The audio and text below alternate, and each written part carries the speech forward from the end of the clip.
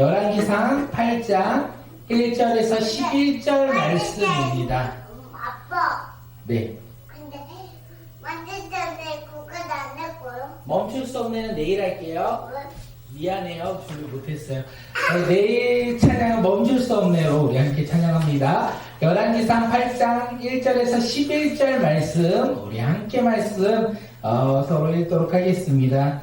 이에 솔로몬이 여호와의 언약궤를 다윗성 곧 시온에서 메어 올라가고자 하여 이스라엘 장로와 모든 지파의 우두머리 곧 이스라엘의 자손의 족장들을 예루살렘에 있는 자기에게로 소집하니 이스라엘의 모든 사람이 다 에나님 곧 일곱 번째 단기에 솔로몬 왕에게 모이고 이스라엘 장로들이 다 이름에 제사장들이 걔를 매니라. 여호와의 제가 해마다 성막 안에 모든 거룩한 기구들을 메고 올라가되 제사장과 레위 사람이 그것을 메고 올라가되 솔로몬 왕과 그 앞에 모인 이스라엘의 회중이 그와 함께 그궤 앞에 있어 양과 소로 제사를 지냈으니 그 수가 많아 기록할 수도 없고 셀 수도 없었더라. 제사장들이 여호와의 언약궤를 그 처소로 메어 드렸으니 곧 성전의 내소인 지성소 그릇들의 날개 아래라. 그릇들이 그궤 처소 위에서 날개를 펴서 궤와 그 채를 덮었던데 채가 길므로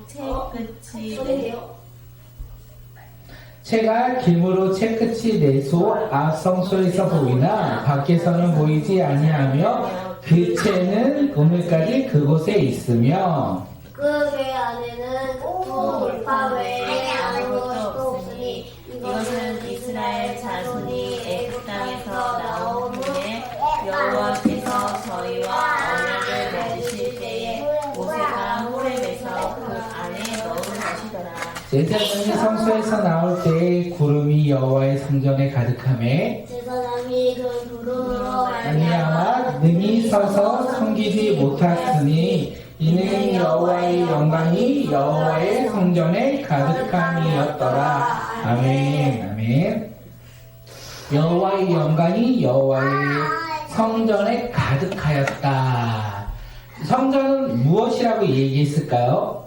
하나님을 예배하는 곳, 하나님을 예배하는 곳, 하나님께 제사 지내는 곳, 그곳에 하나님의 영광이 가득하였다라는 것은 하나님께서 임재하셨고 하나님께서 이스라엘 백성을 만나 주셨다라는 거예요. 오늘 말씀의 제목 하나님의 영광, 그 영광이 무엇인지 오늘 말씀을 통하여 깨닫고 하나님의 영광이 이곳에 가득하길 간절히 소망합니다. 솔로몬 왕은요 성전을 다 지었어요. 그리고 가장 중요한 일을 오늘 본문에서 하고자 합니다. 성전을 다 지었고 그 지은 이후에 가장 중요한 것을 하는데 오늘 그것이 무엇이라고 이야기합니까? 아니요. 여호와의 언약궤를 옮긴다라는 거예요. 다윗성에 있는 여호와의 언약궤를 성전으로 옮기는 일이 성전을 짓는 일 가운데 가장 중요한 것이라고 이야기하고 있어요. 그래서 그 가장 중요한 것을 지금 솔로몬 왕이 감당하고자 어떻게 하고 있습니까? 이스라엘의 장로를 불러요. 그리고 지파들의 우두머리 지도자들을 불러 모았습니다.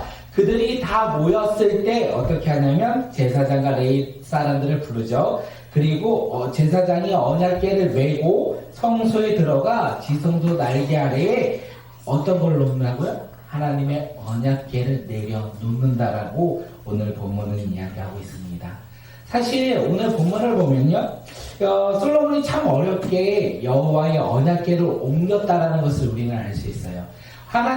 여호와의 언약궤가 어디에 있었냐면 다윗성에 있었고 솔로몬이 지은 성전은요 직선거리로 700m 정도 거리라고 합니다. 우리 교회에서 큰 길가로 나아가서 이마트 정도까지 걸어가는 길, 그 길이 바로 이번 언약궤를 옮기는 길이라고 성경은 이야기하고 있어요. 그런데 이렇게 짧은 거리, 쉽게 옮길 수 있는 이 거리에 지금 솔로몬이 장로들을 모았고 지도자들을 불렀고 제사장을 불렀고 레위 사람들을 부르면서 그 언약궤를 옮기고자 했어요. 왜 이렇게 어렵게 하나님의 언약궤를 옮기고자 했을까요? 저번에 다윗 때 맞아요. 솔로몬은 알고 있었어요. 솔로몬이 무엇을 알고 있었냐면 자신의 아버지 다윗이 언약궤를 옮길 때의 모습을 알고 있었습니다. 다윗 왕은요, 처음에서 언약궤를 옮길 때 하나님의 약속에 따라 하나님의 말씀에 따라 언약궤를 옮기지 않았어요. 하나님의 언약궤를 소중히 생각하여 새 수레를 실어, 아들아, 이쯤 데리고 가시면 좋을 것 같아요. 새 수레에 실어서 언약궤를 옮기는 것을 우리는 보았어요.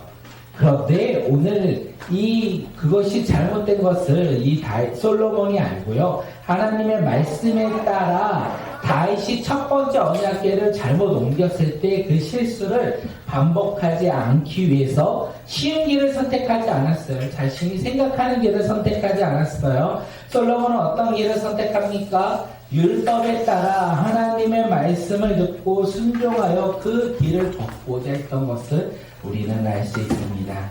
이스라엘 백성들은 솔로몬 왕이 하나님의 언약궤를 지금 모든 사람들은 장로들을 부르고 지도자를 부르고 제사장들이 언약궤를 메고 그렇게 지금 옮기는 것을 보면서 수많은 이스라엘 사람들은 어떻게 생각합니까? 하나님의 언약궤가 우리 가운데 있기에 하나님이 우리를 지켜 보호해 주신다는 것을 이스라엘 백성들은 깨달았어요. 이스라엘 백성들이 하나님의 언약궤가 옮겨지는 모습을 보면서 이스라엘 백성 가운데 언제나 우리를 지키셨던 하나님, 과거에도 지키시고 오늘도 우리를 보호해 주시고 내일 또한 우리를 지켜주시고 보호하실 여호와 하나님을 바라보고 그들이 여호와 하나님께 나아갔다는 것을 우리는 알 수 있습니다. 그렇기에 오늘 우리는 어떻게 해야 됩니까? 나의 방법대로, 나의 생각대로 우리가 그 길을 신앙생활을 하는 것이 아니라 아들아, 저기 엄마한테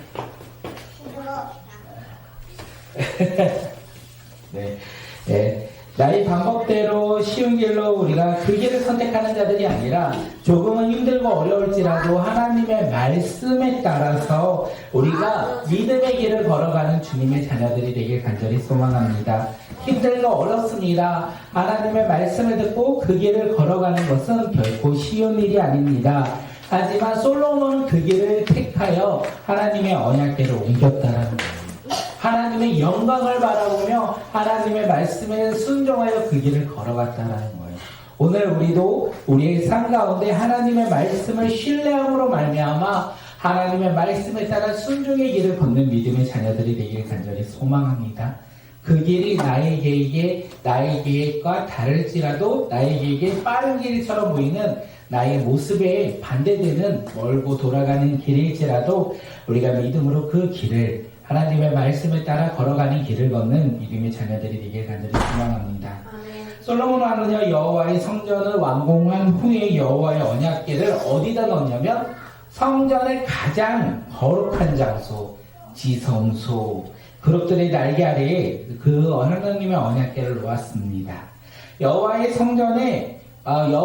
성전이요 완공되었다. 그것이 끝이 아니라 여호와의 언약궤가 옮겨지는 것이 끝이라고 오늘 이야기하고 있어요. 왜냐하면 성전은요 건물이 아니라는 것을 의미합니다. 성전은 하나님의 임재를 통하여 하나님의 영광이 드러나는 곳이라는 것을 우리에게 이야기합니다. 그렇기에 하나님의 임재가 나타나는 성전이 되기 위해서는 그곳에 무엇이 있어야 합니까? 언약궤. 여호와의 언약궤가 있어야 된다는 거예요. 그것이 바로 거룩한 성전의 모습이라는 것을 우리에게 이야기합니다. 오늘 우리의 삶 가운데서도 하나님의 말씀, 그 말씀이 우리 삶 가운데 있을 때 우리는 예배자가 된다는 거예요. 나는 하나님을 예배하는 예배자입니다. 이렇게 찬양을 할지라도 하나님을 예수 그리스도를 믿는 믿음이 없이 하나님의 말씀에 따라 순종하는 나아가는 길이 없이 그냥 나의 모습과 나의 입술과 나의 감정으로만 내가 하나님의 자녀라 생각하면 그것은 진정한 믿음이 아닐 수 있다는 것을 이야기합니다. 우리 삶 가운데 예수 그리스도를 믿음으로 하나님의 자녀가 되어서 오늘을 살아가는 자, 하나님의 자녀로서 오늘을 감당하는 믿음의 자녀가 오늘 이 시간 우리 모두가 되길 소망합니다. 제사장이요, 하나님의 언약궤를 지성소에 내려놓고 나왔어요. 나올 때 구름이 성전을 가득 메웠다. 성전 위에 가득 임하였다. 가득하였다. 이렇게 이야기합니다.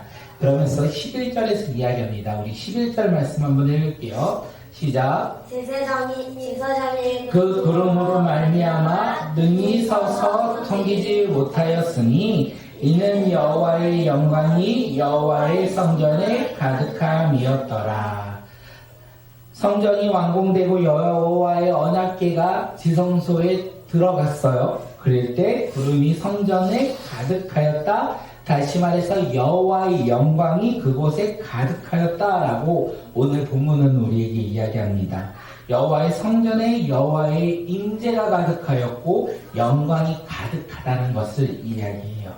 그렇기에 이제 이스라엘 백성들은 어디에서 예배를 드립니까? 성전에서 예배 드린다는 거예요. 성전에서 예배 드릴 때 하나님의 임재한 그 자리가 하나님의 말씀을 듣는 자리가 될 것이고 하나님과 교제하는 시간이 될 것이고 우리의 죄가 사여지는 그 장소가 된다는 것을 이야기합니다. 이제 이스라엘 백성들은 성전에 나아가 하나님 앞에 제사를 드리고 하나님 앞에 제사를 통하여 하나님의 뜻을 분별하며 나아가는 믿음의 자녀, 거룩한 하나님의 백성이 되었다는 것을 이야기해요. 하나님이 성전이 있기 전에는요, 모세의 성막에서 하나님께서 이스라엘 백성들과 함께 하셨어요. 그런데 이제는 크고 웅장한 하나님의 성전이 건축되었고 완공되었지만 그곳에 하나님의 언약궤가 그곳에 들어감으로 말미암아 이제는 모세의 성막과 솔로몬이 지은 성전이 동일하게 하나님께서 임재하시고 하나님께서 영광 가운데 나타나시는 장소로 변화되었다는 것을 우리에게 이야기합니다. 오늘을 살아가는 우리의 삶 가운데서 성막이든 성전이든 눈에 보이는 것은 다 무너졌어요. 그런데 놀라운 것은 눈에 보이는 것은 다 무너졌지만 오늘 우리 삶 가운데 완전하신 성전이신 그 예수 그리스도의 믿음으로 말미암아 우리의 삶 가운데 하나님의 임재가 나타나고 하나님의 영광이 우리 가운데 나타난다는 것입니다. 예수 그리스도를 믿는 믿음의 자녀들의 삶 가운데 무엇이 임한다고요? 하나님의 임재가 임하고 하나님의 영광이 우리 삶을 통하여 드러난다는 거예요.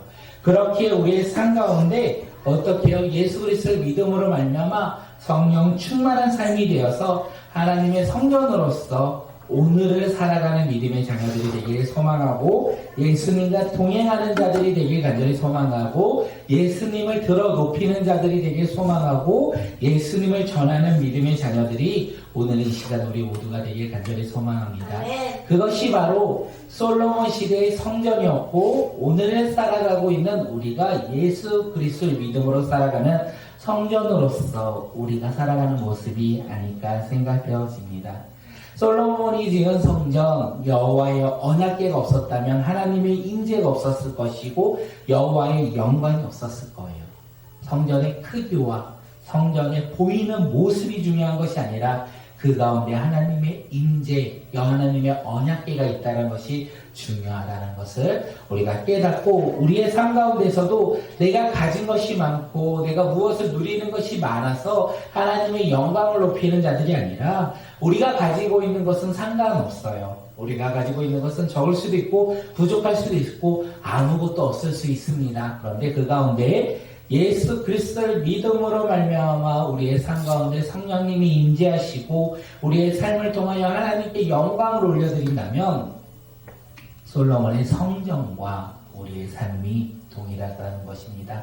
그 동일한 삶을 살아가는 믿음의 자녀들이 되기를 소망하고 하나님의 영광이 우리 삶 속에서 날마다 넘치길 간절히 소망합니다. 예수 그리스도를 믿음으로 말미암아 성령 충만하여 성령의 임재가 가득하여 하나님의 영광을 드러내며 살아가는 믿음의 자녀들이 되길 소망합니다. 하나님의 영광을 드러내는 게 힘들고 어려울 수 있습니다. 나를 드러내는 것은 어쩌면 더 쉬운데 하나님의 영광을 드러내는 삶 어려울 수 있습니다.